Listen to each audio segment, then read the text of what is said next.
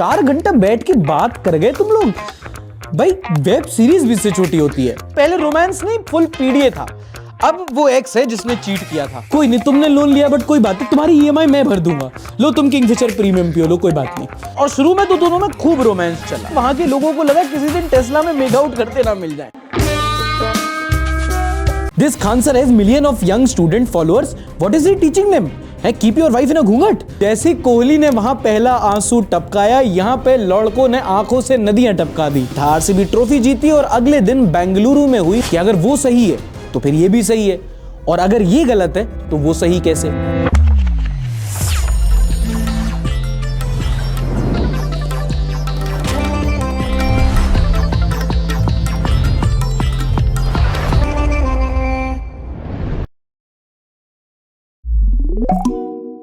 नमस्कार, आदाब, this is सार्थक and welcome back on the Sunday show. वो शो जहां हम करते हैं न्यूज की बात, पर थोड़ा कलेश भी होता है तो एंटरटेनमेंट के साथ। पॉडकास्टर राज शमानी बैठे with the king of good times, mister Vijay Mallya. Welcome on figuring out sir. चोर पैसा लूट के भाग गया, क्या पैसा क्या लूट। साथ में इन्होंने एक पॉडकास्ट रिलीज किया जो है, मतलब पॉडकास्ट क्या, पूरी कथा ही है वो। 4 घंटा बैठ के बात कर गए तुम लोग। भाई वेब सीरीज भी इससे छोटी होती है। खैर, for context, lockdown kids, Vijay Mallya अगर आपको नहीं पता है तो ये रॉयल चैलेंजर्स बेंगलुरु के मालिक हैं पहले तो। एंड तुम्हारे जो रॉयल चैलेंजर्स का जो रॉयल चैलेंज आता है ना, वो इनकी बियर से आता है। दूसरा, he is currently a fugitive businessman. इनकी कंपनी किंगफिशर एयरलाइंस ने कई सारे पब्लिक सेक्टर बैंक से हजारों करोड़ों का लोन लिया था। बाद में कंपनी डिफॉल्ट हो गई, ये देश छोड़ के भाग गए और बैंक वाले किंगफिशर कैलेंडर वाले अटायर में आ गए। उला ला ला ला ला, उला ला ला ला ला लो ले लो, दैट्स जस्ट। और ये जब से भाग के यूके गए हैं तब से ये दूसरे कोहिनूर बन गए हैं। पूरा इंडिया चाहता है ये वापस आए। खैर, पॉडकास्ट में माल्या ने काफी खुलासे किए जो इस टाइम पर हेडलाइंस बना रहे हैं। कई सारे आरोप लगाए हैं कि ये पहले सेटलमेंट कराना चाहते थे इन्होंने, जबकि कोर्ट से गुहार लगाई थी कि भैया एम्प्लॉइज को सैलरी दी जाए, वो पैसे रिजर्व पड़े हैं। ये बैंगलोर नहीं, मुंबई की टीम खरीदना चाहते थे। और जाए भाई, इंडिया में ईज ऑफ डूइंग बिजनेस नहीं है, पॉलिटिशियंस ब्यूरोक्रेट्स बहुत लूटते हैं। मैं बहुत बेचारा हूं, मैं क्या बताऊं राज। और भाई कुछ तो होता है ये माइक और म्यूजिक के कॉम्बिनेशन में। रीलें ऐसी कटी है ना कि लोग गिल्ट में आ गए हैं खुद कि यार कोई नहीं, तुमने लोन लिया बट कोई बात नहीं, तुम्हारी ईएमआई मैं भर दूंगा। लो तुम किंगफिशर प्रीमियम पियो, लो कोई बात नहीं।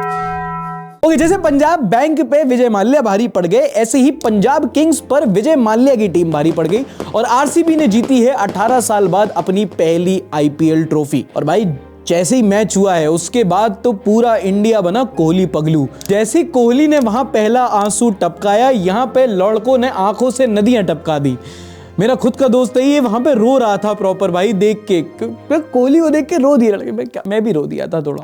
बाप की चटी फटी पड़ी है, घर में चूल्हे नहीं जल रहे, अब बेटा स्टोरी लगा दूंगा तो मेरे ही दोस्त से विवाद हो जाएगा। डाल दी स्टोरी, होने दो विवाद। आज तो तुम्हारा भाई भी स्टोरी लगाएगा इस चीज की, हटाओ, होने दो। 1 hour later. रिप्लाई आ गया आरसीबी वाले का। Did you post this after CSK और एमआई विन और is this just your hate rage against RCB? अबे तुम लोग इतने ज्यादा क्यों दिल पे ले लेते हो बे पगले? भाई फॉलोअर कम हो जाएंगे। अरे भाई साहब, एवरेज धोबा फैन। अरे भाई मतलब रोस्ट करना शुरू कर, इतने दिल पे ले लेते हो भाई आरसीबी फैन वगैरह। तो मजे ले रहा हूं मैं तो बस। इसमें विजय माल्या ट्वीट करता है, RCB are IPL champions finally after 18 years, many congratulations, ई साला कप नाम दे। स्टेट बैंक ऑफ इंडिया नीचे ट्वीट करता है, sir come to India, we will celebrate together. क्या बढ़िया था गुरु। पंजाब नेशनल बैंक वाले खड़े, एयरपोर्ट पर रिसीव करने तो मैं ही जाऊंगा। बहुत मारा, मतलब मोमेंट काफी अनफॉरगेटेबल था। आरसीबी ट्रॉफी जीती और अगले दिन बेंगलुरु में हुई वहां पे उनकी विक्ट्री परेड। 35,000 की कैपेसिटी वाले चिन्नास्वामी स्टेडियम में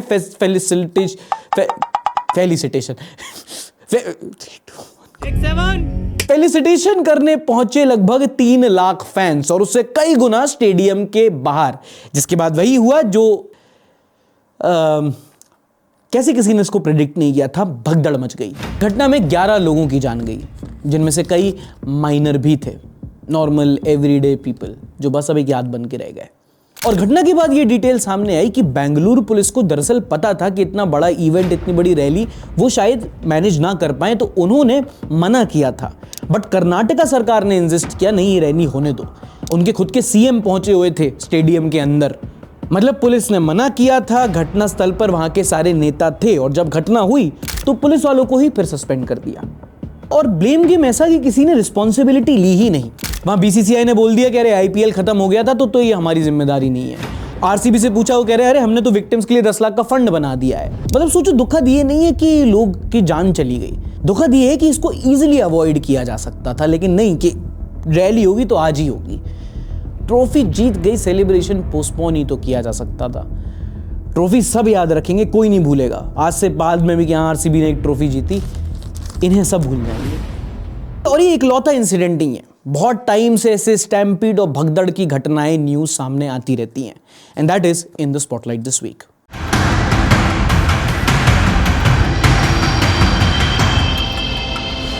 हम पिछले 1-2 साल में ही ऐसी कई सारी ट्रेजेडीज देख चुके हैं, चाहे वो पिछले साल जुलाई में हाथरस की भगदड़ हो, महाकुंभ, पुष्पा 2 की स्क्रीनिंग, या फिर नई दिल्ली रेलवे स्टेशन की भगदड़। और इन सारी घटनाओं में आप एक पैटर्न नोटिस करोगे कि जो नंबर दिया जाता है वो यूजुअली एक अंडर एस्टिमेटेड नंबर ही होता है। कहीं 121, कहीं 300 बताएं, रियलिटी में पता चला कि नंबर कहीं ज्यादा है। That tells you the value of human life. एक आंकड़ा भी नहीं बन पाते कुछ लोग, ना अथॉरिटीज कुछ सीखती हैं ना पब्लिक, क्योंकि ऐसा कोई फ्रेमवर्क ही नहीं है जो भगदड़ जैसे इंसिडेंट में किसी की अकाउंटेबिलिटी सामने ला सके। और ये होता क्यों है? Over population and lack of planning. एक तो हमारी पॉपुलेशन इतनी है, ऊपर से उसमें भी इतने वेले लोग कि एसआरके को बस बर्थडे विश करने के लिए पूरा शहर पहुंच जाता है। और जब इतने सारे लोग एक जगह बंधे होते हैं तो कोई रूमर फैलने से पैनिक का चांसेस बहुत बढ़ जाते हैं, खासकर कन्फाइंड स्पेसेस में। एग्जिट रूट की बहुत प्रॉब्लम हो जाती है। फॉर एग्जांपल महाकुंभ में जब ये हुआ था तो पीपा पुल कुछ बंद पड़े थे, इससे वजह से लोगों को जाने का रास्ता नहीं मिल पाया। जब रेलवे स्टेशन में भगदड़ हुई थी तब भी वहीं जाके ओवरब्रिज जो थे वो उनमें से कुछ पार्ट रोके गए थे। फिर एक और चीज होती है लोगों की लो सेल्फ एस्टीम। जब वो सत्संग में भगदड़ हुआ था तब आप मानोगे कि जो लोग मरे वहां पे, वो वहां पे धूल को छूने जा रहे थे। कौन सी धूल? जिस पर बाबा जी की गाड़ी गुजरी हो, वो धूल के लिए कितने सारे लोग मर गए। फिर ऑलरेडी जो इतने पैक्ड इवेंट्स होते हैं उसमें वीआईपी कल्चर की एक बहुत प्रॉब्लम होती है कि कुछ है जहां पे सारे लोग, आम जनता जाएंगी, कुछ को रिजर्व किया जाएगा कुछ लोगों के लिए, जिससे पूरे रिसोर्सेज और इंफ्रास्ट्रक्चर डिवाइड हो जाता है। ऐसे में एक ऑब्वियस सोल्यूशन है बेटर प्लानिंग। अगर पुलिस बोल रही है कि नहीं हो सकता है तो सुनो ना, उनकी कुछ पता ही होगा उनको। दूसरा, बेटर इंफ्रास्ट्रक्चर। अगर स्टेडियम जैसी जगह है तो एंट्री, एग्जिट, सारे गेट्स, रोड्स, हर चीज को कंसिडर किया जाता है ताकि लोगों को एंट्री एग्जिट मिल सके। एक अनाउंसमेंट सिस्टम जहां से पब्लिक को इंस्ट्रक्शंस दिए जा सके और सही और समझ के इंस्ट्रक्शंस दिए जा सके। जब स्टेशन पे भगदड़ हुई तो लोगों को बताया गया था कि एक स्पेशल ट्रेन अनाउंस हो गई है। जो लोग वहां पे पहले से परेशान बैठे थे, पैनिक मच गया उनमें। और सबसे जरूरी है कि वहां पे जो ग्राउंड फोर्स है, जो पुलिस है, प्रशासन है, उनको अच्छे से क्राउड मैनेजमेंट सिखाया जाए। वहां पे मेडिकल हेल्प, फर्स्ट एड की सुविधाएं होनी चाहिए, क्योंकि इससे बहुत हेल्प हो जाती है। क्योंकि इंडिया जैसे देश में जहां इतनी आबादी के साथ ऐसे सेलिब्रेशंस होते हैं तो बहुत अनरीजनेबल होगा कहना कि यहाँ पे रिस्क फैक्टर नहीं होगा। हमेशा होगा। बात यह है कि आप उस रिस्क फैक्टर को कितना अच्छी तरीके से मिटिगेट कर सकते हो, कितना उसको कम कर सकते हो, ताकि ऐसी घटनाएं आगे जाके और कम देखने को मिले। अच्छा, आपको ये लड़की याद है? गुड़गांव की 20 साल की इन्फ्लुएंसर शर्मिष्ठा पनोली, जिन्हें इस हफ्ते बंगाल पुलिस ने रिलीजियस सेंटिमेंट हर्ट करने के आरोप में गुड़गांव से अरेस्ट कर लिया। इसके बाद शर्मिष्ठा की सपोर्ट में खूब प्रोटेस्ट हुआ और बाद में इनको बेल भी मिल गई। बड़ा डिबेट इस बात पे हुआ कि जो भी शर्मिष्ठा ने कहा या जैसे उसको कहा, क्या वो फ्रीडम ऑफ स्पीच के अंदर और 295 के बाहर आता है? क्योंकि ऐसा कितनी बार होता है कि इंटरनेट पर कुछ लोग हिंदू देवी देवताओं के बारे में उल्टा सीधा लिख देते हैं, तो रैंडम सेना टाइप अकाउंट उसको रिपोर्ट कर देते हैं, पुलिस को टैग करके उसको अरेस्ट करवा देते हैं। तो फिर पूछो ना अपने आप से कि अगर वो सही है तो फिर ये भी सही है, और अगर ये गलत है तो वो सही कैसे? कमेंट सेक्शन में बताना एक बार। क्योंकि मुझे पर्सनली लगता है कि जैसा भी इसने गाली गलौच देके कहा वो इमेच्योर हो सकता है, पर वो सही भी नहीं था। जस्ट बिकॉज आपके पास एक कैमरा है और मुंह है, इसका मतलब ये नहीं आप कुछ भी बोलोगे और उसका कोई सोशल इंपैक्ट नहीं होगा। अब मुझे पता है यहां पर तुम हिंदू मुस्लिम वाले एंगल से देखोगे, शायद मेरी बात ना समझो। एक और एग्जाम्पल देता हूं। ये है YouTuber Malik SD Khan AKA शॉस बकलर। इन दिनों ये टर्की की जेल में बंद हैं क्योंकि कुछ दिनों पहले ये टर्की घूम रहे थे और वहां की एक लोकल महिला इनको अकंपनी कर रही थी। और चूंकि इन्हें लगा कि भाई कोई हमारी भाषा नहीं समझता है, तो हिंदी में उस लड़की के बारे में इतनी अभद्र, इतनी गंदी गंदी बातें बोली है ना इस आदमी ने। इस बात से समझ जाओ कि इसके 60,000 फॉलोअर हैं और उसमें से एक भी इसके सपोर्ट में खड़ा नहीं हुआ। कमाल का देख रहे हो ना यार आप, कमाल की कसम से ना मैं ना पति कैसे सबर कर रहा हूँ मैं बता नहीं सकता हूँ, मेरा दिल कर रहा है ना। और ये सिर्फ इकलौता एग्जाम्पल नहीं है। कुछ दिनों पहले ही ऐसे एक और कार्टून ब्लॉगर था, वो बैंकॉक में जाके किसी लड़की से ऐसी गंदी गंदी बातें कर रहा था हिंदी में। कहाँ इनको जाए बताओ कहाँ इनको ना जाए। और अभी ये बात तुमको बहुत ज्यादा चुभेगी कि बाहर इंडियन मेन के बारे में एक बहुत भद्दी इमेज है। अभी वो बोल देंगे तो पता नहीं तुम्हारा कौन सा सेंटीमेंट हर्ट हो जाएगा, पर सच कड़वा होता है तो सुनो। We are not hated, we are despised. और वो इसलिए नहीं है क्योंकि हम में बुराइयां हैं, बुराइयां सब में होती हैं, इसीलिए क्योंकि हम में अच्छाइयां ना होने का घमंड भी है। अब बाहर की विदेशी लड़कियां हमारे यहाँ ना तो छोड़ो, हमारी खुद की लड़कियां सेफ फील नहीं करती। और अगर तुम बोल दो कि भाई देश में वुमेन सेफ्टी की प्रॉब्लम है, तो सामने से कोई आ जाएगा कि हमारे यहाँ तो औरत को देवी माना जाता है। सिविक सेंस कुछ है नहीं, जगह जगह गंदगी फैला रखे हैं, नदियों को नाला बना दिया है। और वो बोल दो तो बोला अरे गंगा नहीं गंगा जी बोल। अंधविश्वास बढ़ा जा रहा है, साइंटिफिक टेम्पर है नहीं। और वो बोल दो तो अरे हमारे पुराणों ने तो साइंस फेल कर दी है। क्या बोल रहे हैं मतलब? तुम्हें क्या लग रहा है कि ये जो गंद जो बोल रहे थे इनको पता नहीं था? गलती हो गई इनसे, गलती हमसे हो गई है क्योंकि एज अ सोसाइटी हमने क्रिंज को कूल बना दिया है। और इस बात से एग्री करते हो तो एक बार लाइक करके बताना। इस हफ्ते जाने माने एजुकेटर खान सर का ब्याह हुआ और इस सेशन में लोगों के सर से बस 2 डाउट रहे कि सर पहला तो मैम कौन है, और उससे भी ज्यादा उन्होंने घूंघट क्यों पहन रखा है। दीपिका नारायण भारद्वाज बोलती हैं everyone saw Khan sir but no one saw Khan sir wife, no matter how progressive let's set the better. यानी क्या बोलती है, god please don't give such teachers, this Khan sir has million of young student followers, what is he teaching them, है keep your wife in a ghoonghat. Shyam भाई बोलते हैं Khan sir अच्छे शिक्षक हैं लेकिन अपने विवाह में अपनी पत्नी को घूंघट से मुक्त ना कर सके। अगर उनकी पत्नी भी घूंघट चाहती तब भी उन्हें इससे सहज नहीं होना चाहिए था। शिक्षक समाज से 5 कदम आगे की सोच रखने वाला होता है, ऐसे बोला गया मतलब। जिस पर खान सर ने रिप्लाई देते हुए कहा कि भैया ये कोई सोच की बात नहीं है, ये गांव का रीति रिवाज है, जैसे हमारे गांव में होता आ रहा है वैसे हमने किया। जैसे हम लोग गाँव से आ रहे हैं तो जो गांव की परंपरा रहती है, गांव वालों की परंपरा गांव वालों को समझ में आती है, शहर वालों की संस्कृति परंपरा शहर वालों को समझ में आती है ना। उसमें कोई डाउट नहीं है कि घूंघट या बुर्का या किसी भी तरह का पर्दा अपने आप में एक रिग्रेसिव चीज है। पर यहां पर कंसिडर करने वाली बात यह भी है कि खान सर एक पब्लिक पर्सनैलिटी है और जब वहां आदमी पहुंच जाता है तो अपनी फैमिली को लेकर आदमी थोड़ा प्राइवेट रहना चाहता है। फॉर एग्जांपल विराट कोहली अपनी बेटी की फोटो किसी को नहीं लेने देता। और ऐसा भी नहीं है कि खान सर की कोई लॉन्ग टर्म गर्लफ्रेंड रही हो जिसकी बहुत पिक्चर्स अवेलेबल हो और शादी में अचानक से घूंघट डाल दिया। इनकी वाइफ कौन है, क्या करती है, कुछ पब्लिक डोमेन में नहीं है, धप्पा किया है इन्होंने। और ऐसा भी हो सकता है उनकी वाइफ खुद चाहती हो कि भाई वो पब्लिक डोमेन में ना आए, जो भी है उनका मतलब शादी वाला मामला। तुम लोग को कितना इंटरेस्ट आता है इन सब चीजों में, है किसके मर्द ने क्या कहा, किसकी बीवी ने घूंघट पहना, ये सब बातें करवा लो। भाभी जी घर पे ऐसे ही थोड़ी चल गया इस देश में। अपन मिल सकते हैं, वो भी जल्द। कैसे? आपको याद होगा मैंने कई बार आपको उडू के बारे में बताया है, one stop solution for all your business needs. नहीं याद? हाँ स्किप कर देते ना तुम, चलो कोई बात नहीं, माफ किया। अब सुन लो, अपनी कमाल की एप्लीकेशन से उडू ऑलरेडी लाखों बिजनेस को ग्रो करने में हेल्प कर चुका है। इनफैक्ट हम भी अपने चैनल के कई सारे ऑफिशियल काम उडू से करते हैं अब। और इसी सिलसिले को आगे बढ़ाते हुए उडू ला रहा है इंडिया का सबसे बड़ा tech and business event on 13th and 14th of August, मतलब स्वतंत्रता दिवस के पहले धंधा दिवस। डेट याद रखना 13 और 14 अगस्त।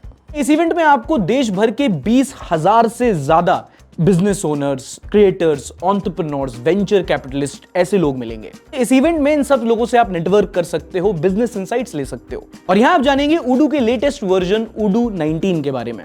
इनफैक्ट कई सारे क्रिएटर्स और टेक एक्सपर्ट्स 200 से ज्यादा गेस्ट सेशंस कंडक्ट करेंगे। मतलब समझ रहे हो इस कम्युनिटी से आप कितना कुछ सीख सकते हो। और बिल्कुल ही नूब होके आने की भी जरूरत नहीं है। इस इवेंट के पहले 11 और 12 अगस्त को एक live advanced master class conduct की जाएगी, जिससे आप बेसिक सीख सकते हो और वहां से जो डाउट निकले वो आके उडू कम्युनिटी डेज में क्लियर कर सकते हो। कई सारे टॉपिक्स पे आप डीप टॉक्स अटेंड कर सकते हो और ये उन लोगों के द्वारा होगा जो सालों से बिजनेस चला रहे हैं अपना। कोई किताबी ज्ञान नहीं है। This is the been there done that group.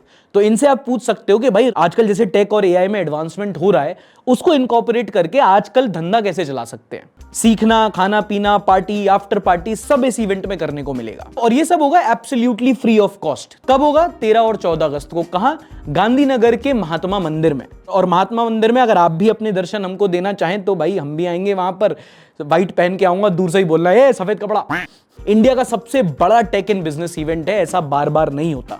Description और पिन कमेंट में उडू कम्युनिटी डेज का मैंने रजिस्ट्रेशन लिंक दे रखा है, जाओ क्लिक करो, अपने आप को रजिस्टर करवा लो। अभी लिमिटेड सीट्स हैं, पीछे खड़े हो गए ना तो देख नहीं पाऊंगा मैं। अब देखो ये कलेश चलता रहेगा, कंट्रोवर्सी आएंगी, कंट्रोवर्सी जाएंगी, पर न्यूज चलती रहनी चाहिए और वही डिस्कस करेंगे हम अगले सेगमेंट में। शुरू करते हैं इस हफ्ते की news with an important update. सरकार ने फाइनली सेंसस जनगणना की तारीख अनाउंस कर दी है। मतलब स्पेसिफिक डेट्स नहीं दिए पर टाइम फ्रेम बता दिया है। बताया गया है कि जनगणना अगले साल शुरू हो जाएगी और उसके अगले साल यानी कि लगभग मार्च 2027 तक खत्म हो जाएगी और उसके जो रिजल्ट्स होंगे वो उसके 1-2 साल बाद और 2029 तक अनाउंस होंगे, 2029। अब ये मत बोलना इतना टाइम, भाई लगता है 1 अरब से ज्यादा लोग हैं, गिनने में सालों लग जाते हैं। सोचो जब पैदा करने में ही 9 महीने लग जाते हैं। इस बार की सेंसस में 2 चीजें स्पेशल होंगी। पहला तो ऑब्वियसली नया जमाना है तो डिजिटल बहुत सारा मामला होगा एंड दूसरा फाइनली इस बार होगी जातीय गण। फोन लगाया, हम उठाने पे आए तो काट दिया। अब मैं करूंगा फोन साइलेंट, सरकार की तरह सुनूंगा ही नहीं मैं। इस बार 2 चीजें स्पेशल होंगी। एक तो ऑब्वियसली 2025 का टाइम है तो बहुत चीजें डिजिटली की जाएंगी, है ना, कागज पत्तर नहीं, ऐसे टैबलेट लेके आएंगे और पूछेंगे कि शादी हुई है? नहीं। आपके कितने बच्चे हैं? बेशरम। And not to forget this time we'll also have जातीय जनगणना, कास्ट सेंसस। बताया गया है कि इस पूरी प्रोसेस में लगभग 30 लाख लोग लगेंगे, जिनमें से ज्यादातर सरकारी स्कूल टीचर होंगे। एक तो बेचारे सरकारी स्कूल टीचर बड़े परेशान रहते हैं। बच्चों की हो ना हो, इनकी एक्स्ट्रा करिकुलर एक्टिविटी बहुत होती है। इनकी हर जगह ड्यूटी लगा देते हैं, इलेक्शन हो, जनगणना हो, अवेयरनेस ड्राइव हो, ये जितनी क्लास नहीं लेते उससे ज्यादा इनकी क्लास लगी रहती है। On that note, teachers give me a like. अरे मार्क्स थोड़ी मांग रहा हूं, लाइक मांग रहा हूं। लाइक तो दे सकते हो, भीख मांगनी। अगली खबर है, यूएस की एक यूनिवर्सिटी ने रिकॉर्ड हो गया क्या ये? तो हंसो मत भाई, बहुत काम की चीज होती है पाद, पेट के साथ साथ दिल का भी हाल बताती है। हाल ही में यूएस की जॉन हॉपकिंस यूनिवर्सिटी ने ह्यूमन कार्डियोवैस्कुलर सिस्टम पर एक स्टडी कंडक्ट की और उन्होंने पाया कि हाइड्रोजन सल्फाइड नाम की एक गैस हमारा बीपी कंट्रोल कर सकती है और ये गैस ह्यूमन बॉडी में तब रिलीज होती है जब कोई वायु निष्पादन करता है, पाद देता है। हिंदी भी तो नहीं आती इनको। हाँ, as bizarre as it may sound, पर ये नई रिसर्च में पता चला है कि जब आप फार्ट करते हो तो आपका ब्लड प्रेशर कम हो जाता है पर दूसरों का बढ़ जाता है। यार बहुत जोर से गाई है, कोई देख तो नहीं रहा यार। ये भी काम कर रहा है, वो भी काम कर रहा है। चलो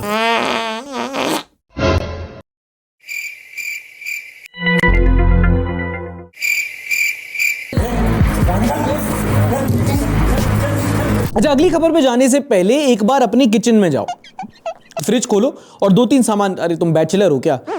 धनिया के अलावा कुछ नहीं मिलेगा। घर में रहते हो अगर तो अपनी फ्रिज में खोलो, कुछ प्रोडक्ट्स में लिखा होगा 100% नेचुरल, 100% ऑर्गेनिक, 100% जूस। तो और ये बहुत मिसलीडिंग होता है अपने आप में, क्योंकि तुम 100% समझ रहे हो, 100%। अगर 100% जूस लिखा है तो 100% सिर्फ जूस ही होना चाहिए, पर क्या ऐसा होता है? नहीं। कुछ 100% ऑर्गेनिक नेचुरल नहीं होता। कंपनीज 50 तरह के उसमें फ्लेवर, एडिटिव्स, प्रिजर्वेटिव्स, आईएनएस, पता नहीं क्या क्या मिलाते हैं, पर एक मार्केटिंग गिमिक के लिए 100% लेबल यूज करते हैं। और इसी को लेकर food safety and standard authority of India FSSAI ने सभी फूड बिजनेस ऑपरेटर्स को लेबल पर 100% वर्ड लिखने के अगेंस्ट स्ट्रिक्ट एडवाइजरी दी है। स्ट्रिक्ट एडवाइजरी, एक तो मुझे समझ में नहीं आता ये कैसी फूड सेफ्टी अथॉरिटी है भाई? ये कौन सी सेफ्टी दे रहे हो तुम? है जो हमारे देश में महिलाओं को मिलती है वो वाली? नहीं, डरिए मत। मैं सिर्फ दिखने में खतरनाक हूँ लेकिन आदमी बहुत ही अच्छा हूँ। एडवाइजरी क्या मतलब? जब तुम्हें पता है कुछ गलत हो रहा है, तुम रोक सकते हो तो रोको, हूल क्यों दे रहे हो? मिसलीडिंग क्लेम्स हैं तो ब्रांड को एडवाइजरी दे रहे हैं, फेक पनीर बिक रहा है जनता को एडवाइजरी दे रहे हैं। ऐसा करो, अपना नाम food advisory board of India रख लो। तुम कर लो, तारीफें नहीं करे तुम्हारे रेसिज्म के हम, ठीक है? ओके, अगली न्यूज डिजिटल स्कैम से रिलेटेड है। हमने कई बार देखा है कि इंडिया में लोगों को ऑनलाइन डिजिटली बहुत स्कैम किया जाता है। इनफैक्ट कोई रिसर्च देखी थी जिसमें से पता चला था कि हर 4 में से 1 व्यक्ति इंडिया में डिजिटल स्कैम का शिकार हुआ है। अब स्कैम होता तो बहुत लोगों के साथ है, पर कितने लोग रिपोर्ट करते हैं या फिर कितने लोग रिपोर्ट कर पाते हैं? एक गवर्नमेंट सर्वे में पता चला है कि इंडिया में डिजिटल लिटरेसी की इतनी बड़ी प्रॉब्लम है कि सिर्फ 18% लोग ऐसे हैं जो स्कैम का शिकार होने के बाद भी उसको रिपोर्ट कर पाते हैं।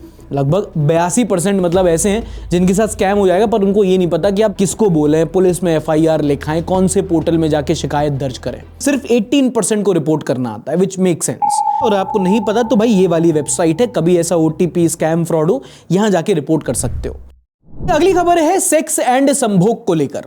अश्लील है ये लोंडा। अबे क्या अश्लील, तुम्हारी हिपोक्रेसी। इतनी आबादी कर दी, 1 अरब गिनने में 2 साल लग रहे हैं। मतलब ये लोग सेक्स सुन के मुंह बना लेते हैं। भाई सवाल है कि हम लोग घर पे सेक्स की बात क्यों नहीं कर पा रहे जब नेता हमारे सड़क पे कर ले रहे हैं।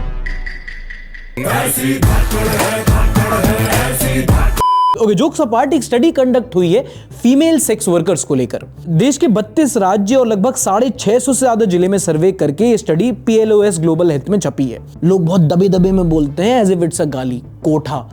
क्या हम लोग को लगता है कि यार ये बहुत छुपे छुपे दबे दबे कुछ जगह चलता होगा, पर नहीं। इस स्टडी में पता चला है कि देश भर में 43,000 से ज्यादा FSW female sex worker hotspots हैं। 43,000, 43,000 हॉटस्पॉट्स, जिनमें से 34,000 ऐसे हैं जिनमें से हर एक हॉटस्पॉट में 5,000 से ज्यादा सेक्स वर्कर्स हैं। Now you calculate the numbers. अगर फीमेल सेक्स वर्कर के नंबर की बात करें तो कर्नाटका में हाईएस्ट नंबर है, तो उसके बाद नंबर आता है आंध्र प्रदेश, महाराष्ट्र, दिल्ली और तेलंगाना का। और इन 5 राज्यों में ही देश भर की आधी से ज्यादा सेक्स वर्कर्स काम करती हैं। एक इंटरेस्टिंग बात इसमें और ये पता चली है कि 55% से ज्यादा यानी कि आधी से ज्यादा सेक्स वर्कर्स घर से काम करती हैं। और ऐसा इसलिए होता है क्योंकि कानून की नजर में देश में प्रोस्टिट्यूशन तो लीगल है पर ऑर्गेनाइज्ड प्रोस्टिट्यूशन इलीगल है। अगर कोई घर में काम कर रही है तो वो ठीक है, पर अगर कहीं ब्रोथल है तो उसको एक इलीगल एरिया माना जाता है। इसलिए बहुत सारी सेक्स वर्कर एक्टिविस्ट इस एरिया में काम कर रही हैं। In fact in a country of over 1 billion, sex worker is a very interesting community. अगर आप एकेडमिक पर्पसेस से भी देखेंगे तो उसमें हमने 2 वीडियोस बनाई हैं। अगर आप देखना चाहें, समझना चाहें इस पूरी इंडस्ट्री को तो आप ये वाली वीडियो देख सकते हैं। और अगर आपको उसका थोड़ा ह्यूमन साइड समझना है कि एक रेड लाइट एरिया में ये लोग कैसे काम करते हैं, कैसे सर्वाइव करते हैं, किस तरह के ग्राहक आते हैं, किस तरह की प्रॉब्लम्स फेस करते हैं और अल्टीमेटली वो सोसाइटी से क्या डिमांड करते हैं, तो आप ये वाली वीडियो एक बार देख सकते हो। जो भी सेक्स वर्कर है उसको पूछा जाता है ना कि क्या खरा जिंदगी का है, सच क्या है अंदर से।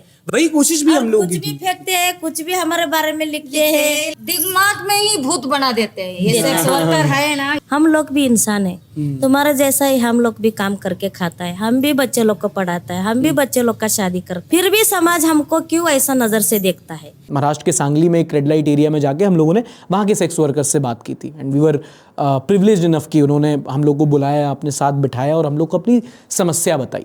आजकल जो पॉडकास्ट चलते हैं उससे थोड़ा बहुत अलग होगा, हंसी ठिठोली मजाक नहीं है इसमें। हाँ, एक कम्युनिटी है जिनके थोड़े इंसाइट्स, जिनकी थोड़ी प्रॉब्लम समझने की कोशिश की थी। अगली 2 खबर बताता हूं। एक है कश्मीर से, जहां पर प्रधानमंत्री ने इस हफ्ते चेनाब ब्रिज को फाइनली इनॉग्रेट कर दिया है। अब ये यहां पे ट्रेन रन करेंगी और अगर आपको चेनाब ब्रिज नहीं पता, it is one of the biggest engineering Marvels of the country. बहुत हाइट पे बना है, बहुत बड़ा है और दिल्ली से कश्मीर की कनेक्टिविटी के लिए एक बहुत इंपॉर्टेंट स्ट्रेटेजिक पॉइंट है। कई बार ऐसा होता था कि कश्मीर के बहुत सारे ऐसे इलाके थे जो सर्दी के टाइम पे जब बर्फबारी होती थी तो इनएक्सेसिबल हो जाते थे, ऑल वेदर कनेक्टिविटी नहीं होती थी। पर इससे रेलवेज को कश्मीर पर एक ऑल वेदर कनेक्टिविटी मिलेगी, जो इस टाइम पे माहौल आप जानते हो कैसा, एक बहुत बड़ी बात है। और दूसरी खबर है north east part of the country से। इन दिनों पूरे नॉर्थ ईस्ट स्टेट्स में धुआंधार बारिश हो रही है, जगह जगह बाढ़ आ रही है, लैंडस्लाइड हो रहे हैं, लाखों लोग अफेक्टेड है इससे, कई लोगों की जान जा चुकी है और कितने ऐसे लोग हैं जो इस टाइम पे विस्थापित हैं। सिर्फ ऑफिशियल आंकड़ों में 12,000 हेक्टेयर की फसल बर्बाद हो चुकी है और 30,000 से ज्यादा लोग रिलीफ कैंप्स में रह रहे हैं। क्योंकि ब्रह्मपुत्र नदी डेंजर लेवल की ऊपर चल रही है तो असम सबसे ज्यादा अफेक्टेड है। और अगर आपने न्यूज थोड़ी फॉलो करी हो तो चाइना के एक ऑफिशियल का स्टेटमेंट आया था कि अगर इंडिया इंडस वाटर का फ्लो रोकेगा पाकिस्तान को तो भाई याद रखो ब्रह्मपुत्र भी बहती है। और अगर आपको इस बारे में थोड़ा और समझना है तो इंडियन एक्सप्रेस का 6 तारीख का एक बहुत अच्छा आर्टिकल है, हाइड्रोलॉजी ऑफ द ब्रह्मपुत्र, जो बहुत अच्छी तरीके से नदी के फ्लो के बारे में, कितना कंट्रोल हो सकता है, कितना इस बार में सच्चाई है और वहां के लोगों के लिए क्या मैटर करता है, इसको लिखा हुआ है। आर्टिकल यहां लगा दूंगा, डिस्क्रिप्शन में भी लिंक दे रखा है, जाके पढ़ सकते हो। But coming back to what is happening in the north east, पूरा इस टाइम पे एरिया जो है बहुत परेशान है। वहां के लोग विस्थापित हो चुके हैं, कितनी ज्यादा वहां पे त्रासदी है और आपने इसको लेकर कितनी ही न्यूज देखी होगी। 7 राज्य हैं we call them 7 sisters and we ironically treat them as sisters. ना उनकी समस्या समझते हैं, ना उनको सेफ्टी दे पाते हैं। ये बहुत ही मणिपुर के एग्जाम्पल के साथ बता रहा हूँ, दुखद है। मतलब आप सोच के देखो, दिल्ली में कोई मेट्रो में कलेश हो जाए, मुंबई में कोई एक्टर छींक दे तो वो न्यूज़ बन जाती है। नॉर्थ ईस्ट में इतनी बड़ी त्रासदी हुई है, आपने कितनी ही कवरेज देखी होगी, कितने प्राइम टाइम देखे उसके बारे में। अगली खबर हमारे दुकानदार भाइयों के लिए, बट तभी बताऊंगा जब तुम डिस्काउंट दोगे। नहीं दोगे, लाइक तो दोगे। लाइक ऐसी बद्दुआ दूंगा, बौनी भी नहीं होगी, लाइक दो। ठोक लीजिए, 5,000 लौटे दिख जाना चाहिए। खैर, अगर आप दुकानदार हैं या खरीदार हैं तो थोड़ा ध्यान से सुनना या ध्यान से देखना, क्योंकि आरबीआई ने अपनी एक रिपोर्ट में बताया है कि मार्केट में 500 रुपए के फर्जी नोटों में इजाफा हुआ है। आरबीआई देश का सेंट्रल बैंक है और जितनी भी करेंसी सर्कुलेशन होती है उसमें से कितनी फेक करेंसी सर्कुलेशन है उसका एक रिकॉर्ड रखता है। और बताया गया है कि जब से 2000 का नोट बैन हुआ है तब से 500 रुपए के काउंटरफीट करेंसी बहुत बढ़ गई है। और सिर्फ 500 के नोट नहीं, 200 का भी है, 50 का भी है, 100 का नोट छोड़कर सारी जितनी भी करेंसी डिनोमिनेशन है उनके काउंटरफीट नोट्स मार्केट में बढ़ गए हैं। और ये होता है, हम जब तब न्यूज़ देखते हैं कि यहाँ पे फर्जी नोट पकड़ गए, वहाँ पकड़ गए, पकड़े ही जाएंगे। इन लोग को बनाना ही नहीं आता, ये हर चीज़ सही कर देते हैं, एक दो चीज़ों में फॉल्ट मार देते हैं। रिजर्व बैंक की स्पेलिंग गलत है, कहीं अनुपम खेर की फोटो छपी हुई है नोट में। मतलब जब हर चीज़ नेल कर ले रहे हो, पेपर, फील, प्रिंट, यार बेसिक एक गुजराती बॉल्ड मैन की फोटो भी तो लगाओ। सफेद कपड़ा, येलो पहना हूं माले, गांधी जी की बात कर रहा था मैं। अगली खबर है क्रिकेट जगत से। बीसीसीआई के प्रेसिडेंट रॉजर बिनी बहुत ही जल्द रिटायर करने वाले हैं। रॉजर बिनी तो पता है ना तुम्हें, भाई तिलकर का ससुर। और अब इनको सक्सीड करेंगे राजीव शुक्ला जी। तुम्हें अगर राजीव शुक्ला नहीं पता, then you are missing out दोस्त। किसी का इंस्पिरेशन होता है विराट कोहली, किसी का होता है सचिन तेंदुलकर, कोई का इलॉन मस्क, कोई का मोदी। मुझे लगता है लाइफ में बनना चाहिए Rajiv Shukla. Okay, let me introduce. सरकार किसी की भी हो, राजीव शुक्ला मंत्री होते हैं। He is like the house, he never loses. School का वो बच्चा नहीं होता जिसके हर क्लास में दोस्त होते हैं, दैट गाय। जर्नलिस्ट थे, पॉलिटिशियन थे, Rajya Sabha MP, IPL chairman, BCCI president. इनका पोर्टफोलियो जॉनी सिंह से भी बड़ा है। ये है कांग्रेस के पास पर बीजेपी से भी दूर नहीं है। ये इस सरकार के नारद मुनि है, हर इवेंट के पास, हर कंट्रोवर्सी से दूर। नारायण नारायण। इनफैक्ट बहुत लोगों को पता नहीं है, कुन फाया कुन के लिरिक्स भी राजीव शुक्ला के लिए लिखे गए थे। जब कहीं पे कुछ नहीं भी नहीं था, वही था वही था। अगली इंटरेस्टिंग खबर है महाराष्ट्र से। महाराष्ट्र की राज्य सरकार ने फैसला लिया है कि सारे सरकारी स्कूलों में क्लास 1 से ही बच्चों को बेसिक मिलिट्री ट्रेनिंग दी जाएगी और इस ट्रेनिंग के लिए रिटायर्ड आर्मी पर्सनल्स और एनसीसी ऑफिशियल्स की मदद ली जाएगी। सलाम साहब, यार मैं कैप्टन बनने जाता हूं, मेरा चौकीदार निकल जाता है। अब इस स्टेप के पीछे रीजन ये दिया गया है कि अगर यंग एज से ही ट्रेनिंग दी जाए तो बच्चों में फिजिकल फिटनेस, डिसिप्लिन और पेट्रियोटिज्म बढ़ेगा। एंड आई एग्री, आजकल की जनरेशन में फिजिकल फिटनेस की जरूरत तो है, क्योंकि टेम्पल रन से टोन तो अंदर नहीं होती। ये तो मेरा पर्सनल एक्सपीरियंस भी है। पर अगर आपने अभी तक नोटिस नहीं किया है तो इसमें एक नुआंस दे देता हूं कि this is a very RSS type model. Maharashtra वैसे ही आरएसएस का गढ़ रहा है और कई सारे आरएसएस बैक्ड स्कूल्स में देखा जाता है कि बहुत यंग एज से ही बच्चों में एक मिलिट्री इंडोक्ट्रिनेशन सिखाई जाती है, क्योंकि RSS as an organization focuses a lot more on organization, if that make sense. And in fact आपको शायद ये सरप्राइजिंग लगे, पर ऐसे कई सारे देश हैं जहां पर मिलिट्री ट्रेनिंग या मिलिट्री सर्विस कंपलसरी होती है, जैसे कि साउथ कोरिया। पर ये वाला मूव बहुत ज्यादा डिबेट भी किया जा रहा है कि भाई क्या जरूरत है बच्चों को इतने यंग एज से, पहले उनकी स्कूलिंग करा लो, फिर जब 5th 6th के हो जाए, जब एनसीसी पहले ही से चलता है, इतनी ज्यादा यंग एज से क्या होगा, कैसे सिखाया जाएगा, मानसिकता पे क्या असर पड़ेगा, ऑल दोस थिंग्स। अगर आपका भी इस पे कुछ ओपिनियन है तो नीचे कमेंट सेक्शन में एक बार जरूर बताना।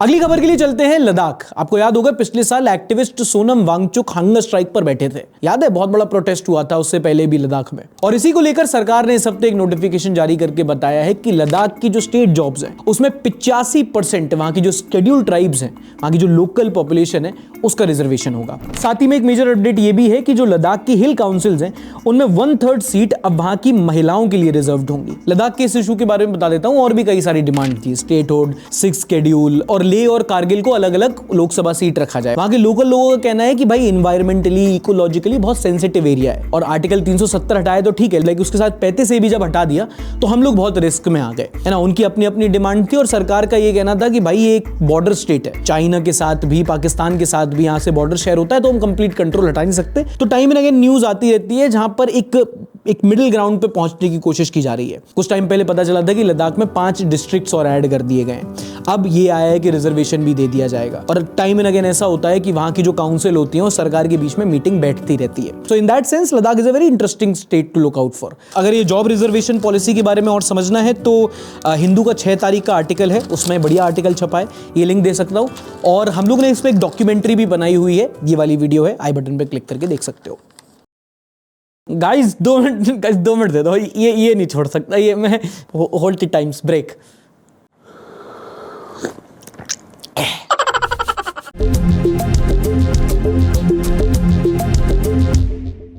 अच्छा, मैंने एक नई चीज सीखी इस हफ्ते कि जब दुनिया का सबसे अमीर आदमी और दुनिया का सबसे पावरफुल, सबसे ताकतवर आदमी, इन दोनों के बीच मैटर हो जाता है तो भाई एक एक ताने पे किसी एक देश की जीडीपी बराबर नुकसान हो जाता है। कुछ महीने ट्रंप एडमिनिस्ट्रेशन में उनकी डॉजी मिनिस्ट्री संभालने के बाद Elon Musk, the world's richest man, the owner of Tesla, X, SpaceX and what not, इन्होंने ट्रंप एडमिनिस्ट्रेशन से रिजाइन कर दिया। अब इसका रीजन बताया गया है कि ट्रंप की सरकार एक ऐसा बिल, एक ऐसा कानून लाने जा रही है जिससे इलॉन सेटिस्फाइड नहीं है। और शुरू में तो दोनों में खूब रोमांस चला। ट्रम्प बोल रहे हैं कि अरे इलॉन भाई अपना, इलॉन बोल रहे हैं हमारा नेता कैसा हो, डोलन भाई जैसा हो। वहां के लोगों को लगा किसी दिन टेस्ला में मेक आउट करते ना मिल जाए। लेकिन फिर एक बार जैसे ही अलग हुए तो कैसे मोहल्ले की आंटियों की तरह लड़े हैं दोनों। भाई एक टाइम पे इलॉन ट्वीट कर रहा था, I love Donald Trump as much as a straight man can love another man. नहीं भाई, with due respect, a straight man can not love another fucking man. क्योंकि हमें पता है ना हमारी प्रजाति खराब है। पहले रोमांस नहीं, फुल पीडीए था। अब वो एक्स है जिसने चीट किया था। वो लड़के नहीं होते जो प्रपोज करते हैं, लड़की मना कर देती है तो बाथरूम की दीवार पे नंबर लिखाते हैं। और ये सब हुआ है एक कानून के चलते जिसका नाम 2 केटामीन शॉट्स के बाद सोचा होगा इसने। Yeah, and a bill with good eyelashes, a good jawline, some foundation, some lip fillers and maybe a deep neck. Now इस big beautiful bill से apparently अमेरिका की सरकार को बहुत बड़ा फाइनेंशियल नुकसान होगा, ऐसा मस्क भैया बोल रहे हैं। और अगर तुम्हें पैसे से उतना मतलब नहीं है तो एक लाइन में बताऊं, ये अमेरिका का रजत दलाल वर्सेस राजवीर सिसोदिया केस है। भाई एक पॉइंट पे इलॉन मस्क ने कह दिया कि ट्रंप का नाम एप्स्टीन फाइल्स में है, वो एप्स्टीन आइलैंड जाया करते थे। एंड नाउ टाइम नहीं है, बट अगर तुम्हें एप्स्टीन आइलैंड नहीं पता क्या है तो तुम्हें ये कार वाले अंकल याद हैं? हाँ, इनका गैराज। और फुल एक दूसरे को हूल दे रहे हैं। ट्रंप बोल रहे हैं तुम्हारी कंपनियां बर्बाद हो जाएंगी, इलॉन मस्क बोल रहा है मेरे बिना ये सरकार नहीं चला पाएगा। और ये जेठालाल और भिड़े की लड़ाई में पूरी सोसाइटी मजे ले रही है। अब सवाल ये है कि वर्ल्ड पॉलिटिक्स की इस जेठालाल वर्सेस भिड़े की लड़ाई में मेहता साहब कौन बनेगा? मोदी चाहिए, मोदी। तो Modi ji has a very Jethalal personality which makes me wonder Meloni Daya Bhabhi हुई या फिर बबीता जी। इस हफ्ते की पॉजिटिव खबर है हिमाचल प्रदेश से। नहीं, वो मामला लीगल नहीं हुआ है, तुम उम्मीद कम रखा करो। हाल ही में हमने ऐसे कितने सारे वीडियोस देखे हैं जहां पे पहाड़ों में कचरा जमा हुआ है। पिछले हफ्ते की कसोल की वीडियो आपको याद होगी। एक और रिपोर्ट में देखा था कि 70% of the waste is single use plastic in mountains. इतना गंदा, इतना प्लास्टिक जमा हो गया है वहां पे। इनफैक्ट मनाली, शिमला हजारों टन कचरा जनरेट करते हैं डेली। अब हिमाचल सरकार इस प्रॉब्लम को सॉल्व करने के लिए एक बड़ा इंटरेस्टिंग सा कदम उठाने जा रही है। जितना भी नॉन बायोडिग्रेडेबल वेस्ट होता है, इस कचरे के लिए स्टार्ट होगी एक डिपॉजिट रिफंड स्कीम। और स्कीम के अंडर होगा क्या कि कुछ प्रोडक्ट जैसे कि ग्लास कंटेनर, एल्यूमिनियम कैन्स है ना, उन पर एक आपसे पैसा लिया जाएगा, रिफंडेबल डिपॉजिट। आप उसको खरीदो, बड़ी आराम से पियो, कहीं फेंकने की जरूरत नहीं है, वापस उसको जमा करो, अपना रिफंडेबल डिपॉजिट वापस ले लो। इसके लिए 700 होमगार्ड वॉलंटियर्स को अपॉइंट करने के लिए ऑर्डर्स भी दे दिए गए हैं। पर ऑब्वियसली इसके इंप्लीमेंटेशन में कुछ लॉजिस्टिकल इश्यूज आ सकते हैं, जैसे आपका वेस्ट प्रोसेसिंग इंफ्रास्ट्रक्चर कैसा है। On top of my mind मुझे लगता है कि भाई आदमी कोई भी चीज खरीद के वहीं नहीं यूज करता, वो यूजुअली ट्रैवल करता है, खासकर पहाड़ों में। तो अगर आपने एक जगह से कुछ खरीदा तो आप वापस जरूरी तो है नहीं कि उसकी पैकेजिंग भी वहीं लेना, हो सकता है उस टाइम तक आप किसी दूसरी सिटी में जा चुके हो। तो क्या है, एक शहर से दूसरे शहर ये सीमलेसली इंप्लीमेंट हो पाएगा। But considering it's a idea in the right direction, it's a good move. तो अगली बार हिमाचल की वादियों में जाओ तो फेंकना मत अपनी बिस्लरी, लेज और टेढ़े मेढ़े, वो आते ना 5 रुपए 10 रुपए के पैकेट कुरकुरे से, बहुत अच्छे लगते हैं टेढ़े मेढ़े। और अब आप जानते हैं क्या हफ्ते की सबसे वायरल, सबसे ज्यादा शेयर की गई videos in the next segment.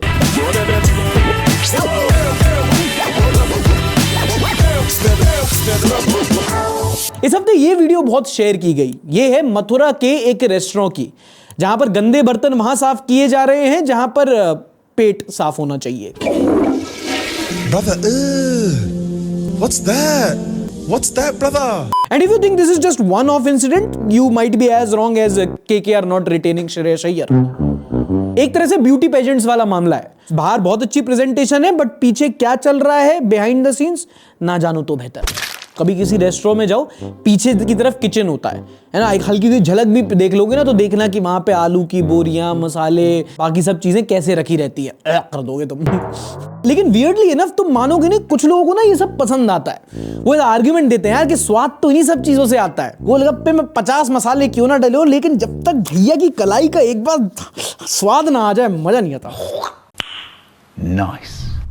Okay, अगली वायरल वीडियो से पहले मम्मियां पे अटेंशन, आपके बिहाफ पे आपके लड़के से एक सवाल पूछूंगा। तुम्हारे दोस्त नाले में कूदेंगे, तुम भी कूदोगे? नहीं। ये वीडियो बहुत वायरल रही इस हफ्ते। क्या एंड टाइम पे कूदा है भाई Tom Cruise. Cancelling on boys plan last moment when bae said come over, no one is home. Street से चलते हैं अब सीधा वॉल स्ट्रीट पर, जहां पर एक इंडियन फैमिली ने बारात निकालकर पूरी वॉल स्ट्रीट ब्लॉक कर दी। अब तुम्हें अगर वॉल स्ट्रीट नहीं पता है तो हर शहर में एक जगह नहीं होती जहां सबसे ज्यादा बड़ा धंधा होता है। अबे जीबी रोड नहीं, मतलब चांदनी चौक, सराफा बाजार। तो वॉल स्ट्रीट ऐसी दुनिया भर का सबसे बड़ा बिजनेस सेंटर है। यहाँ सबसे ज्यादा ट्रेडिंग, स्टॉक का काम होता है। हमारे यहाँ जहां होता है उसको कहते हैं दलाल स्ट्रीट। अरे वो वाला दलाल नहीं यार, तुम अश्लील है ये लोंडा। अब ये शादी थी वरुण नवानी और अमेंडा सॉली की। भाई नाम से ही अमीर लग रहा है। ऐसा नहीं है कि ये वाला नाम नहीं है, मुकेश, सुरेश, संजोग, ये नाम नहीं। वरुण नवानी नाम से ही अमीर नहीं। या मुकेश का नाम मैंने ले लिया, मुकेश तो अंबानी है। लेकिन यार कभी कभी फैक्चुअली गलत हो जाता हूँ यार, गरीब नाम लेना है ना, सार्थक। अब अगर आप बोलोगे यार क्या ये पब्लिक प्लेसमेंट ड्रामा कर रहे हैं, सिविक सेंस नहीं है, तो बता दूं पूरे परमिशन परमिट लेके 55 लाख रुपए खर्च करके किया है ये सब। 55 लाख रुपए। हमारे यहाँ 3 शादियां हो जाती हैं इतने में। ये वीडियो वायरल हुई यूके की मेट्रो से, जहां पर ये मोहतरमा बढ़िया आराम से फोन पे बतिया के प्लेट निकाल के उसमें हाथ से दाल चावल खा रही हैं ना। हाथ से खाना खाने पे बाद में आते हैं ये घर से प्लेट लेके क्यों चल रही है। दीपक बोलते हैं absolute disgrace, these are the kind of people that are ruining the reputation of a great nation abroad. Desi Mohito बोलते हैं if you are defending this you are a part of the problem too. अब देखो यहां पे मैं इसको outrightly गलत नहीं बोलूंगा, हाइजीन भी बहुत सब्जेक्टिव चीज है। जो हमारे हाथ से खाने को गंदा बोलते हैं वो खुद पेपर से पहुंच के खुश हैं। और ये विदेश में ऐसे हाथ से खाना खाना, क्या ये सही है, ये क्या गलत, ये भी सब्जेक्टिव है। मतलब हम लोग खुद आपस में लड़ गए इस बात पे, क्योंकि मेरे हिसाब से कुछ चीजें कल्चरली एक्सेप्टेबल होती है, कुछ डिबेटेबल होती हैं। जैसे मैं पर्सनली हाथ से खाता हूं, यहां भी सबके सामने भी, और कोई विदेशी हो उसके सामने भी। पर विदेश में शायद मैं एक चम्मच प्रेफर करूं। सिमिलरली जो विदेशी होते हैं वो अपने देश में बीफ खाते हैं, बहुत बोल्डली ड्रेस करते हैं, पर आप नोटिस करोगे जब वो इंडिया ट्रैवल करते हैं तो वो बीफ अवॉइड करते हैं और बड़ा कंजर्वेटिवली ड्रेस करते हैं। Not because they changed but they avoided. जहां आप जाते हो वहां के कल्चर एंड नॉर्म्स के हिसाब से थोड़ा अपने आप को एडजस्ट करना पड़ता है। कहते हैं ना जैसा देश वैसा भेष। एंड अगेन जैसा मैंने बताया ना कि ये बहुत सब्जेक्टिव मैटर है। ऐसा नहीं है कि मैं सही हूं या आप गलत हो, या वाइस वर्सा भी हो सकता है। मुझे जो लगता है मैंने वो कहा, आप अपना ओपिनियन कमेंट सेक्शन में बता सकते हो। कर चुके हैं अब हम न्यूज की बात, अब करते हैं थोड़ी एंटरटेनमेंट के साथ कुछ अतरंगी खबरें इन द नेक्स्ट सेगमेंट।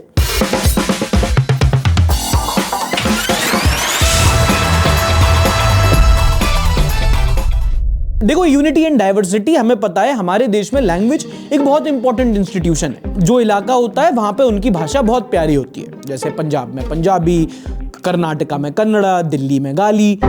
अब इसी तरह महाराष्ट्र में मराठी को बचाने के लिए कुछ बीजेपी कार्यकर्ताओं ने धरना प्रदर्शन किया, जिसमें उन्होंने मांग की कि माँ बाप के तो ठीक है कोई नहीं बाहर से आए हैं, लेकिन बच्चों के नाम मराठी में रखे जाएं। तो पेंगुइन थोड़ा कंफ्यूज हो गया। हाँ, इनकी मांग ये है कि जू में जो पेंगुइन के बच्चे हो रहे हैं उनका नाम मराठी में रखा जाए, क्योंकि डोमिसाइल तो महाराष्ट्र का है ना। अनुभव बसी की कसम, कोई सेंस है इस बात की? एक नेता ने तो इसको लेके प्रशासन को लिखित अर्जी दे दी और कह रहे हैं हमारी सुनी नहीं जा रही। सुनने लायक भी तो हो। आपको पेंगुइन को नाम देना नहीं, इंसान को काम देने के लिए रखा है मालिक। And I said let's humour a moment, why not. तो मैंने गूगल पर सर्च किया मोस्ट कॉमन मराठी नेम्स। तो नाम आए अभिषेक, आदित्य, अक्षय, करण, यश, विच आर जेनेरिक AF। यार नाम तो ठीक है, सरनेम मराठी होते हैं नहीं, जैसे कि पाटिल, तावड़े, फडणवीस, गायतोंडे, सालुके। मराठीत बोला, नहीं बोलते, मराठीत बोला, नहीं बोलते, हाँ ठीक है, नहीं बोलत ना। तो चलो भाषा की बात हो ही रही है तो अगली खबर है बेंगलुरु से। देखो हर माँ बाप चाहता है कि उसका बच्चा तरक्की करे, कुछ बढ़िया बने, इसलिए बेंगलुरु में एक पिता ने अपने बच्चे को ट्रेनिंग दी ताकि वो बन सके एक टॉप नॉच क्वालिटी का चोरो चक्का। एकदम इन्होंने वक्त बदल दिया, जज्बात बदल। हाँ, दरअसल ये बंदा खुद चोर है और अपने बच्चे को भी दिन दहाड़े चोरी करने की ट्रेनिंग दे रहा था। He wanted to make his son partner in crime, literally. अब चोरी करने की कोई ट्रेनिंग कैसे दे सकता है? चोरी करके। तो एक ट्यूटोरियल दे रहा था बच्चे को, पुलिस ने पकड़ लिया। बाप बेटे को चोरी सिखाते हुए पकड़ा गया। मोरल छोड़ो, वर्क एथिक देखो। अगली खबर है यूपी के गोंडा से। देखो आम आदमी का अगर कोई हक मार ले तो वो कोर्ट का दरवाजा खटखटाता है, जज साहब से गुहार लगाता है, नहीं, पर सोचो अगर कोई जज साहब का ही हक मार ले तो। गोंडा में यही हुआ। यहाँ एक जज साहब ने अपने हेल्प से कहा कि सुनो चाय बिस्कुट लेके आओ, और वो बिना बिस्कुट की चाय ले आया, तो जज साहब ने उस पर लीगल नोटिस डाल दिया। वाह क्या सीन है। पढ़ के सुनाता हूं। न्यायालय जनपद एवं सत्र न्यायाधीश बनाम उनके अर्दली। कॉन्टेक्स्ट समझ गए? अब एप्लीकेशन सुनो। दिनांक 30 को लंच समय में मेरे विश्राम कक्ष में सिविल जज नवीन गोंडा सुश्री शर्मिष्ठा साहू, तो शर्मिष्ठा नाम के लोग आजकल बड़े परेशानी में नहीं शर्मिष्ठा साहू मिलने आई थी, जिस पर मेरे द्वारा आपको चाय बिस्कुट लाने हेतु कहा गया था। ये तो थोड़ा अनफैक्चुअल हो गया, ऐसे ही मेरे घर वाले बोलते हैं लाने को, जबकि आपके द्वारा सिर्फ 2 चाय लाई गई, बिस्कुट मिसिंग है। मेरे द्वारा पुनः बिस्कुट लाने के लिए कहा गया, किंतु आपके द्वारा बिस्कुट ना लाकर पुरानी खराब स्थिति में, जिसमें से गंद आ रही थी, दाल मोठ रखी गई। आगे पढ़ते। अलमारी में 2 डिब्बे अच्छी स्थिति में बिस्कुट रखे हुए थे, बावजूद इसके आपके द्वारा जानबूझकर खराब पुरानी दाल मोठ रखी गई, जो कि फेंकने की स्थिति में थी माय लॉर्ड। इस संबंध में आपका अपना स्पष्टीकरण दिनांक 31 को 10:30 बजे प्रस्तुत करें, और इस प्रकार की जानबूझकर घोर त्रुटि आपके द्वारा क्यों की गई। माय लॉर्ड की अलमारी में 2 पेटी बिस्कुट रखे हुए थे, तो खराब दाल मोठ क्यों रखी गई? क्या यही है आपका लोकतंत्र? क्या यही है आपकी न्याय व्यवस्था? जवाब दो और दो मोदी को वोट। ये चल रहा है आजकल कोर्ट में, फिर कहते हैं क्यों नहीं हो रहा न्याय। अगली सुनो यूपी के ही अमरोहा से। यहां पर एक पुलिस कांस्टेबल को नौकरी से निकाल दिया गया क्योंकि उसने फर्जी मार्कशीट लगाकर नौकरी ली थी, और ये पकड़ा गया सिर्फ 14 साल के बाद। पूजा खेड़कर बेचारी 14 दिन के अंदर फंस गई थी। 14 साल, इतने समय में भगवान श्री राम वनवास से लौट गए थे। अब तुम सोचोगे 14 साल बाद पता कैसे चला? तो इस लड़के की फर्जी मार्कशीट उसके चचा ने बनवाई थी, और विवाद के चलते 14 साल बाद चचा ने ही कंप्लेंट दर्ज करके भांडा फोड़ दिया। कैसी है ये अनहोनी कटप्पा। अच्छा वो तो मामा था। और मजेदार बात पता क्या है? पुलिस कांस्टेबल का नाम है अखिलेश। यूपी और अखिलेश, चाचा से विवाद तो होना ही था। मेरे अखिलेश। गोंडा से चलते हैं यूपी के झांसी। इस बार बिहार वालों का कोई नाम नहीं है, पर यूपी वाले कोई कमी भी नहीं छोड़ रहे। झांसी जिले में एक शादी चल रही थी, और यहां पर बारातियों और घरातियों में खाने को लेकर विवाद हो गया। गोलगप्पे, चाउमीन, पनीर नहीं, हवा। कूलर के सामने कौन बैठेगा कौन नहीं बैठेगा, इसको लेकर लड़ाई हो गई, और लड़ाई इतनी बढ़ गई कि लात, घूसे, चप्पल, कुर्सियां पिक गई यहां वहां।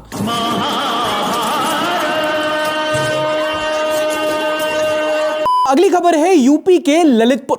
अबे यूपी है कि साईं सुदर्शन, सारे अवार्ड खुद ही ले जाएगा क्या? UP I love you. UP में 4 बहुओं ने कंप्लेंट लिखाई कि उनकी सास उनके गहने लेकर भाग गई अपने प्रेमी के साथ। यही नहीं, अभी और सुनिए। और महिलाओं ने यह भी बताया कि उनका ये जो पार्ट टाइम ससुर है उनकी सास से थोड़ा सा छोटा है, बस यही कुछ 30 साल। हाँ भाई, इस न्यूज में एज नहीं जनरेशनल गैप है। खुद ग्रैंडमा बनने की उम्र में किसी को डैडी बना। ऋषभ भाई क्या लिख रहे हो ये सब? अब बेचारे ससुर ने सीएम योगी को चिट्ठी लिख के न्याय मांगा है, और तुम्हें अगर इस बात पे हंसी आ रही है तो शर्म करो। यहीं अगर जेंडर स्विच कर दिया तो सारी आईपीसी की धाराएं याद आ जाएंगी तुम्हें। ये हर जगह आ जाती हैं। और अब इस हफ्ते के सबसे viral memes in the next segment. तंग किया गया। अच्छा ये भगवान क्या जुलूम है। में क्या जोड़ा कि 17 no Preity Zinta after losses the final match. खास आपके लिए बनाया है और ये बोटी खाइए ना,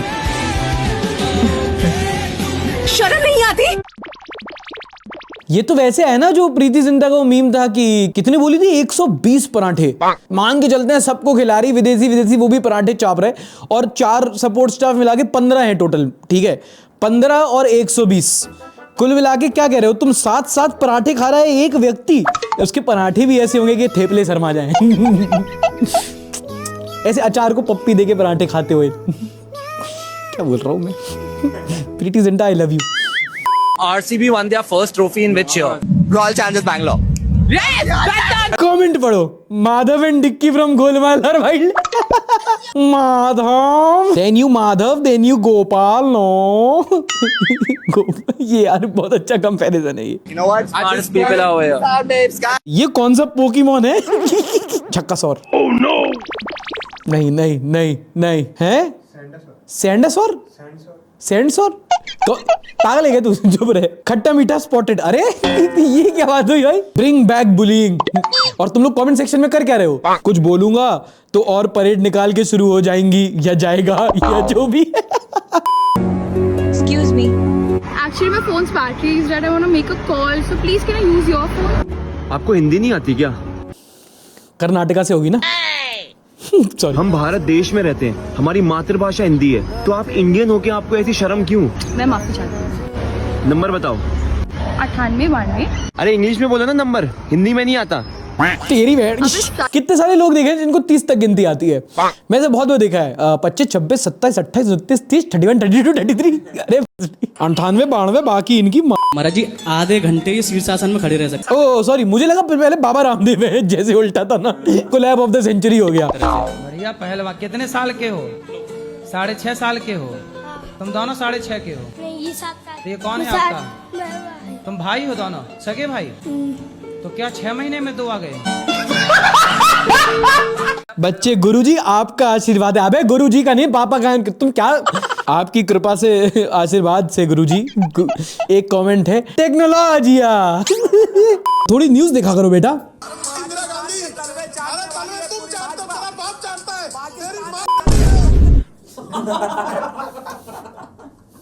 क्या बात है? Press freedom index, Indian national media. और इसी पर अगर इनसे सवाल पूछो, देश का नुकसान थोड़ी हुआ है कि नहीं? लेटेंट क्यों बंद करवाया तुम लोगों ने? हमारे यहाँ ऐसा ही होता है। UPSC question number 69। इनका तो स्लोगन था ना, बेटी बचाओ बेटी पढ़ाओ। समय भाई हूँ। समय सबसे बड़ा है, समय सबसे बलवान है, और अपना समय बढ़ाने के लिए यूज करो। चलो भाई, पूकी बाबा इज बैक। तो गांजा पीने से आपकी प्रॉब्लम ठीक हो जाती है? जी सर। चीज हो जाती है। आप प्रॉब्लम ठीक तो नहीं होती, पर प्रॉब्लम नहीं लगती गुरुजी। बेटा बेटी को ही पिलाओ गांजा। नहीं पियेंगे सर। क्यों? तुम पी रहे हो तो वो क्यों नहीं पियेंगे? अब नहीं पियेंगे सर। खाओ, माँ कसम नहीं पियोगे। माँ कसम नहीं पियेंगे। माँ जिंदा है? माँ तो मर गई है। भाई उन्होंने भी, लेकिन गुरुजी ने भी कहा कि माँ तो जिंदा है ना, तुम इतनी आसानी से छोड़ने में राजी कैसे हो रहे हो बेटे? एक दिन गुरुजी पागल हो जाएंगे। मैं 18 साल से इंतजार कर रहा था, फाइनली मेरी आरसीबी जीत गई भाई। अच्छा, अरे भाई पर तू तो खुद 16 साल का है। तू तो खुद 16 साल का है। हाँ? अबे हाँ, मैंने कितने लोगों को देखा बस रो रहे भाई। मतलब सही बता रहा हूँ, आरसीबी जब जीती है तो जहां पे मैं था बकायदा ग्रोन एस मैन, 26 27 साल के बैठे टेसुए टपका रहे हैं। मेरा खुद का दोस्त, ये देखो इसकी शक्ल को रो रहे भाई खुद ऐसे बैठे क्या। कोहली को देख के तो जो मतलब बह गए जो लड़के। कितने लोग रो दिए भाई उस दिन। I am CSK fan but I am happy for RCB। बस कर पगले, रुलाएगा क्या? कोहली को रोता देखकर मैं अकेला रोया क्या? भाई सब रो दिए थे, सब के सब। क्या भाई, मतलब 2011 world cup, 16 15 19 champions trophy, 2022 world cup, test match, खुद का रिटायर। वो भाई कभी नहीं रोया वो बंदा। लेकिन यहाँ एक ओवर पहले से उसके आंसू टपकने लगे तो हम लोग वही देख रहे थे कि यार ये रो दिया। बहुत लोग नहीं समझेंगे कि क्या किया वो, बस ठीक है। बस यहीं तक आधा एक घंटा हो रहा है, तुम्हें बस कलेज सुन सुन के तो थक नहीं रहे, तो मैं थक गया बोलते बोलते। बस इस हफ्ते के लिए इतना ही, अगले हफ्ते मिलेंगे। अभी लाइक करके जाओ चुपचाप से, एक कोई अच्छा सा कमेंट ड्रॉप कर दो, थोड़ा सा प्रोत्साहन बढ़ाओ है, थोड़ा मोटिवेशन दो क्षेत्र में। मिलेंगे अगली वीडियो में, तब तक के लिए किसी के साथ ये वीडियो शेयर कर देना एक बार, और अपने घर वालों का अपना ख्याल रखना। टाटा बाय बाय, शब खैर, and let me repeat it again, don't forget to like, subscribe and share.